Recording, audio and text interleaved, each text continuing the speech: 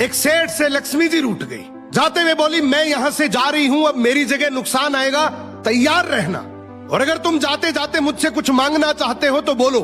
सेठ बहुत समझदार था, बड़ी विनम्रता से बोला, माता नुकसान आ रहा है तो आने दीजिए, बस मुझे आप एक वरदान दीजिए कि मेरे परिवार में हमेशा सुख शांति बनी रहे।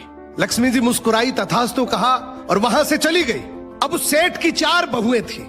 कुछ दिनों बाद सबसे छोटी बहू खिचड़ी बना रही थी। उसने खिचड़ी में नमक डाला और अपने काम में व्यस्त हो गई। तभी दूसरी बहू आई और उसने खिचड़ी को बिना चखे ही और नमक डाल दिया और वो भी अपने काम में व्यस्त हो गई। ऐसे एक एक करते तीसरी और चौथी बाकी की 2 बहुएं भी आई, उन्होंने भी खिचड़ी को बिना चखे ही उसमें नमक डाल दिया। अब रात को सबसे पहले सेठ खाना खाने बैठा। जैसे ही उसने खिचड़ी का 1 चम्मच लिया, उसे महसूस हो गया कि इसमें बहुत ज्यादा नमक है, और सेठ जी तुरंत समझ गए कि नुकसान आ चुका है। किसी से कुछ नहीं कहा, चुपचाप खिचड़ी खाई और चला गया। अब सेठ के बाद खाना खाने की बारी आई सबसे बड़े बेटे की। बेटे ने खिचड़ी का 1 निवाला लिया। उसने परिवार वालों से पूछा, पिताजी ने खाना खा लिया? उन्होंने कुछ कहा?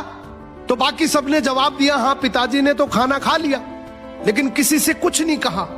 तो बड़े बेटे ने भी चुपचाप खिचड़ी खाई और चला गया। ऐसे ही करके परिवार के बाकी सारे सदस्य एक एक करके आए, अपने से पहले वालों के बारे में पूछा, कुछ नहीं कहा, चुपचाप खिचड़ी खाई और चले गए। अब रात को सेठ जी सो रहे थे, सपने में नुकसान आया और हाथ जोड़कर बोला, भाई मैं यहां से जा रहा हूं, मैं यहां नहीं रह सकता। तो सेठ जी ने पूछा, क्यों, क्या हो गया? नुकसान बोला, तुम सबने मिलकर 1 किलो नमक खा लिया, पर मजाल है कोई किसी पर नहीं चिल्लाया, किसी ने गुस्सा नहीं किया, सब शांत रहे।